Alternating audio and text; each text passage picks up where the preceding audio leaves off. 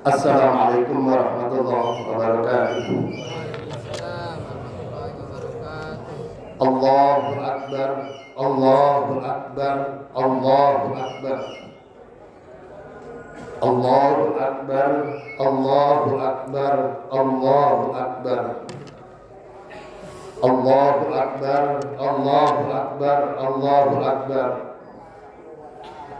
Allahu Akbar kabira walhamdulillahi katsira wa subhanallahi bukratan wa asila.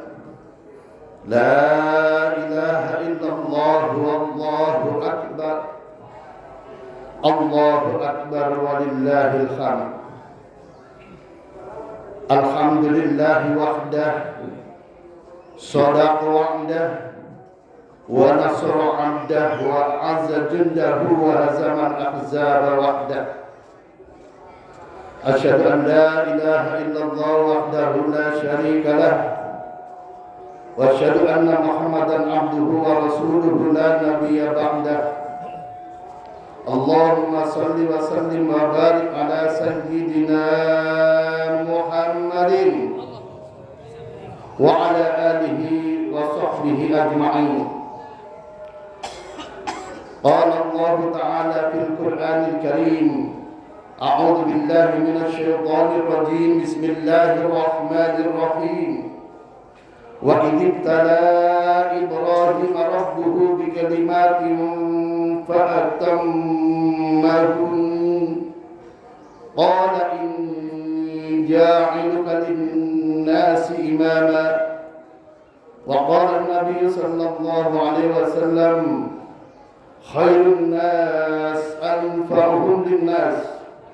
Amma ba'du, ayyuhal muslimun, ayyuhal hadirun, usikum wa nafsi bitaqwallahi wa ta'atihi la'allakum tattaqun. Wa'lamu anna Allah amarakum bidhabhin na'amal fuqara'i wal masakin. Allahu akbar, Allahu akbar, Allahu akbar walillahil hamd. Kaum muslimin sidang Id yang berbahagia, Allah Subhanahu wa taala melalui firman-Nya di dalam surat Al-Baqarah ayat 124 mengingatkan kita, wa idzibtala Ibrahim rabbuhu bikalimatin fa'atammahun. Qala inni ja'iluka lin-nasi imama. Ingatlah tatkala Allah menguji Nabi Ibrahim dengan beberapa kalimat, maka dipenuhinya semua itu dengan sempurna oleh Nabi Ibrahim. Kemudian Allah berfirman, qala inni ja'iluka lin-nasi imama. Sesungguhnya aku menjadikan engkau wahai Nabi Ibrahim sebagai pemimpin bagi seluruh umat manusia. Kemudian Nabi Ibrahim berdoa, qala wa min dzurriyyati, dan berlaku bagi sebagian dari keturunanku. Kemudian Allah menjawab, qala la yanalu ahdi dzalimin.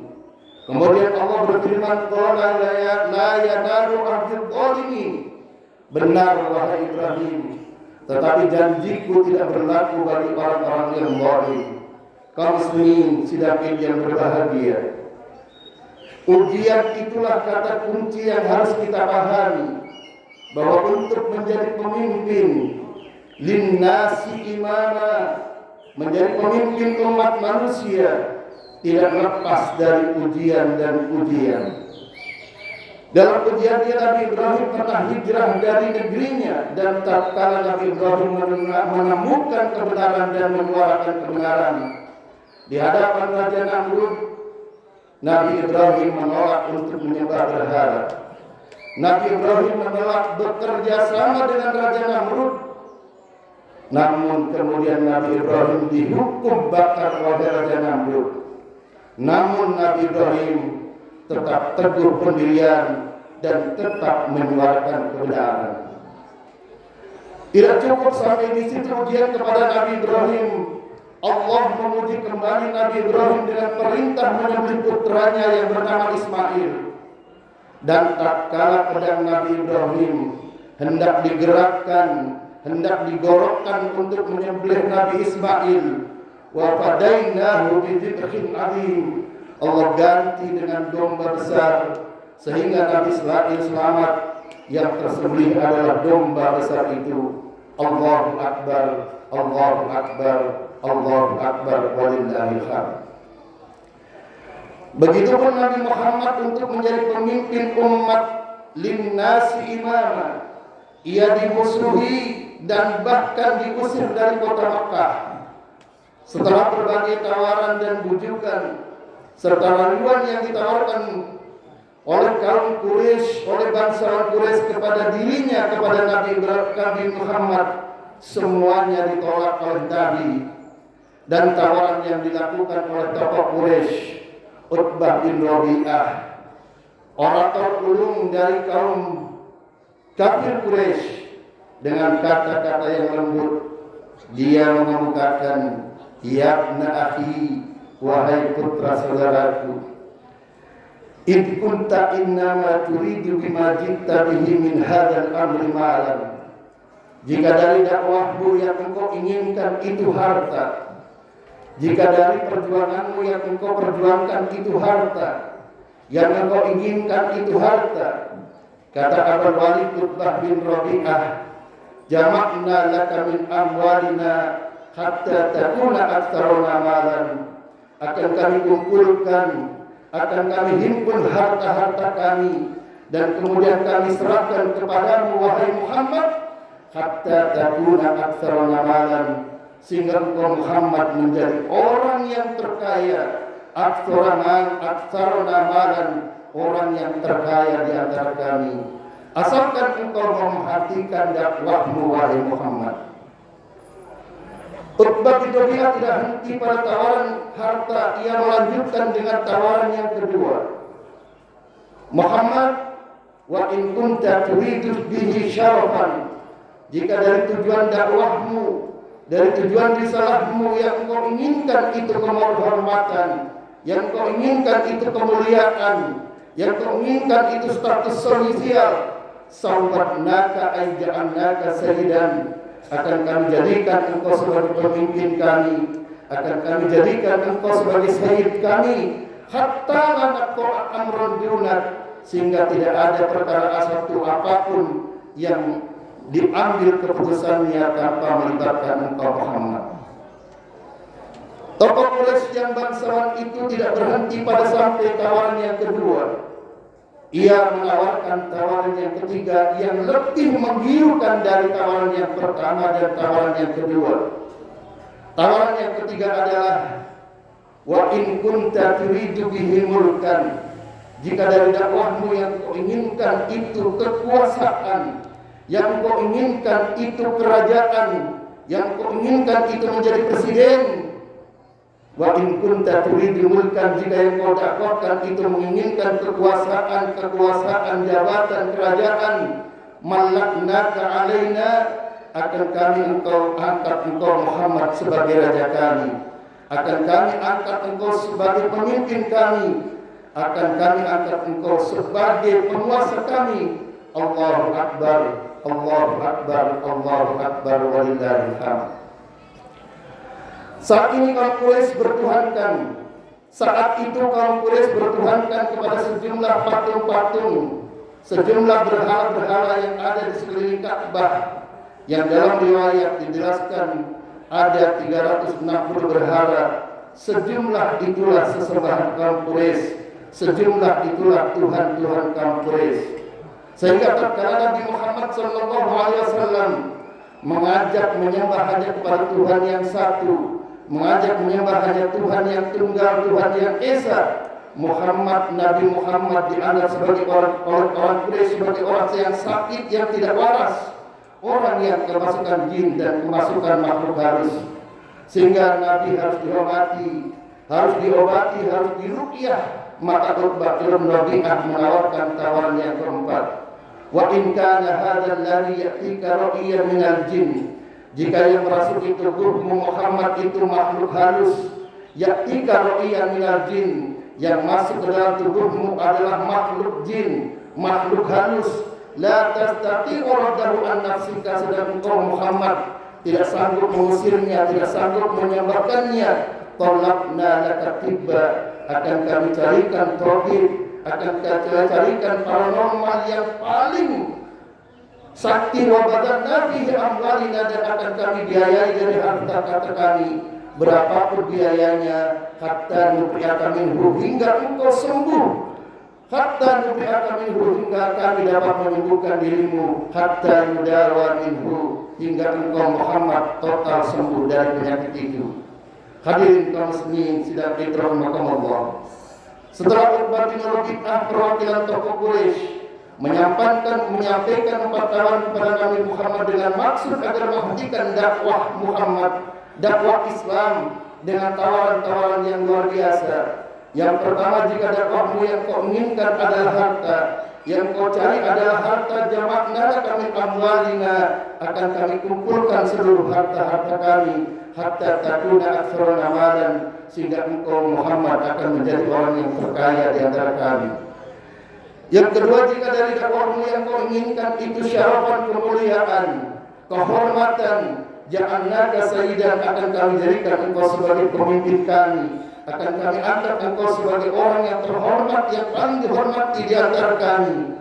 Dan tawaran yang ketiga adalah, jika dari dakwahmu yang kau cari adalah kedudukan, kekuasaan, jabatan kerajaan, malaknaka alaika,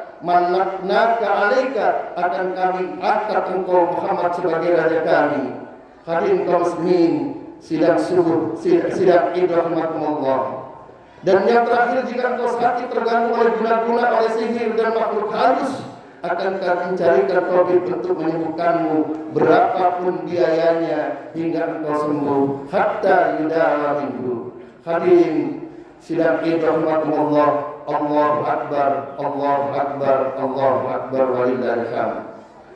Jika kita dengarkan secara seksama tawaran Uqbah bin Rabi'ah dengan tawaran tersebut sebagai penegasan terhadap Uqbah bin Rabi'ah telah selesai menyampaikan tawarannya, Nabi kemudian bertanya, "Afarabta ya Abul Walid?" Apakah tawaran-tawaranmu telah engkau selesai semua engkau tawarkan kepada kami? Uqbah menjawab, "Na'am ya Muhammad."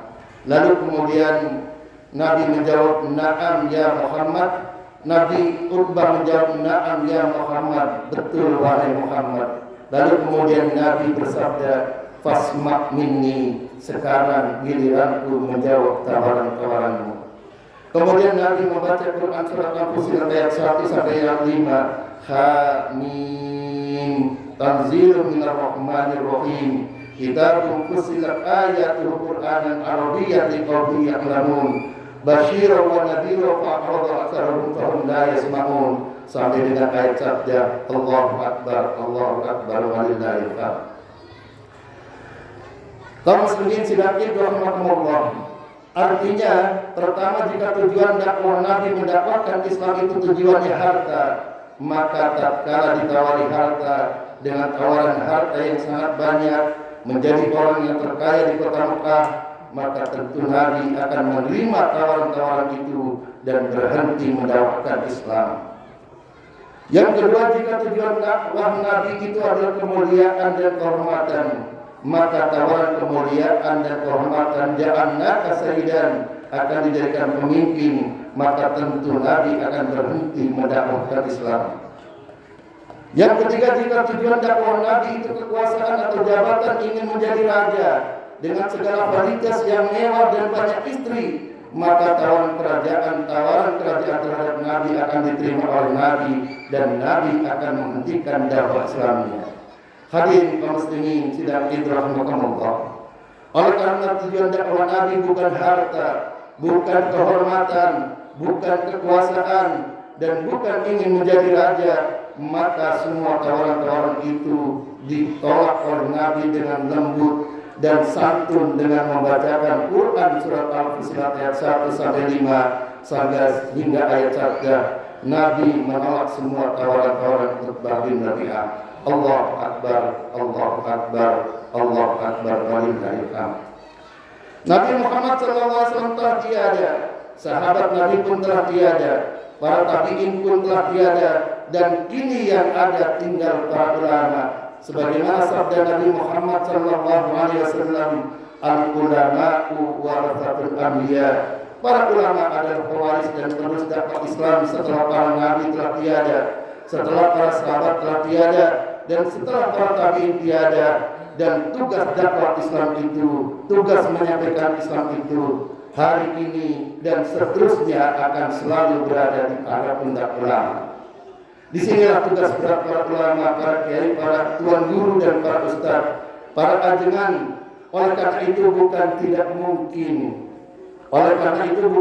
mungkin, bukan suatu hal yang mustahil terhadap para ulama-ulama yang lurus, para ulama-ulama yang konsisten menyampaikan Al-Quran dan As-Sunnah, konsisten mendakwakan Islam.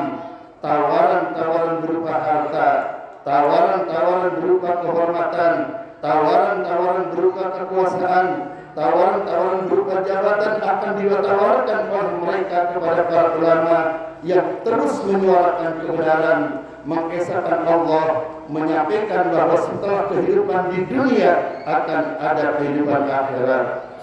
Hadirin kaum muslimin sidang rahimakumullah, untuk apa mereka menawarkan kehormatan, menawarkan harta, menawarkan kekuasaan itu kepada para ulama? Al-Quran surat As-Saff ayat 8 menjawab, yuriduna yatfi'u nurallahi biafwahihim wallahu mutimmu nurihi walau karihal kafirun. Yuriduna yatfi'u nurallah, mereka ingin memadamkan cahaya agama Allah, mereka ingin memadamkan syiar-syiar agama Allah, syiar-syiar agama Islam, memadamkan kebenaran Islam. Biafwahihim, dengan apa? Biafwahihim, dengan mulut-mulut mereka. Biafwahihim, menyuarakan dengan mulut-mulut mereka. Biafwahihim, dengan media-media mereka. Namun Allah menegaskan, wallahu mutimmu nurihi walau karihal kafirun. Tetapi Allah tetap menyempurnakan cahayanya meskipun orang-orang kafir membencinya, meskipun orang kafir tidak menyukainya. Allahu Akbar, Allahu Akbar, walillahil hamd. Perseteruan antara hak dan batil akan terus berulang. Begitu pula akan terus silih berganti tokoh-tokohnya. Tokoh-tokoh kezaliman, tokoh-tokoh kebatilan seperti Abu Jahal, seperti Abu Lahab dan Abu yang lainnya akan tetap terus mengusung kebatilan. Mengapa? Karena kebatilan di mata mereka adalah kebenaran yang harus diperjuangkan. Begitu pula kelompok pengusung kebaikan, penyeru kebaikan, penyeru amar ma'ruf nahi mungkar yang memiliki sifat Sayyidina Abu Bakar yang lembut, yang memiliki sifat Sayyidina Ali yang cerdas dan tangkas, yang memiliki sifat tegar dan tegas seperti Sayyidina Umar bin Khattab. Walau mereka tidak ada 100%-nya dari ulama rasyidin tadi, mereka adalah ulama-ulama pewaris penerus tugas menyampaikan dakwah Islam. Hadirin kaum muslimin sidang rahimakumullah. Karena itu pertarungan antara hak dan batil akan terus berulang sebagaimana berulangnya waktu, sebagaimana berulangnya hari, sebagaimana berulangnya bulan, silih berganti terus menerus. Allah menegaskan di dalam Al-Quran, faqad masal qaumul qawmun mithlu wa tilkal ayyamun dawiluha bainan nas. Sungguh masa kejayaan dan masa kehancuran itu akan kami pergilingkan di antara manusia agar manusia mendapat pelajaran. Allahu Akbar, Allahu Akbar, walillahil hamd. Kaum muslimin sidang Id yang berbahagia, mari kita tutup khutbah ini dengan merenungkan Quran surat Al-Anfal ayat ke-30. Allah menegaskan, wa idh yamkuru bikal ladzina kafaru, dan ingatlah wahai Muhammad, wahai Nabi, tatkala orang-orang kafir memikirkan, orang-orang kafir Quraisy memikirkan tipu daya untukmu, liyuthbituka, untuk menangkapmu, au yaqtuluka, atau membunuhmu, au yukhrijuka, atau akan mengusirmu dari kota Mekah. Wa yamkuruna wa yamkurullah wallahu khairul makirin. Mereka membuat tipu daya, Allah akan mengagalkan tipu daya mereka. Wallahu khairul makirin. Sebaik-baik pembalas tipu daya adalah Allah Subhanahu wa taala. Allahu Akbar, Allahu Akbar, walillahil hamd. Sebagai kesimpulan, untuk menjadi pemimpin linnasi imama, pemimpin umat pastilah akan mendapatkan ujian-ujian sebagaimana ujian yang dihadapi oleh Nabi Ibrahim melawan Raja Namrud, sebagaimana ujian Nabi Musa, dan juga sebagaimana ujian Nabi Muhammad melawan para penguasa Quraisy. Tapi mereka tidak ada satupun yang gentar, karena Allah berjanji tipu daya mereka akan digagalkan oleh Allah Subhanahu wa taala. Wallahu khairul makirin. Semoga Allah menolong kita, menolong para ulama yang tetap konsisten menyuarakan kebenaran, menyuarakan amar ma'ruf nahi munkar, melindungi dirinya, melindungi keluarganya, dan melindungi umatnya. Amin ya rabbal alamin. Dan semoga Allah menolong kaum muslimin dimanapun adanya. Wabil khusus kepada kaum muslimin yang ada di Indonesia agar hidup rukun, damai dan sejahtera bersama saudara-saudara kita yang non-muslim, agar terwujud barakatul thayyibatul barakul ghafur. Aqulu qouli hadza wa astaghfirullahal azim li wa lakum wa lisa'iril muslimin wal muslimat wal mu'minin wal mu'minat fastaghfiruhu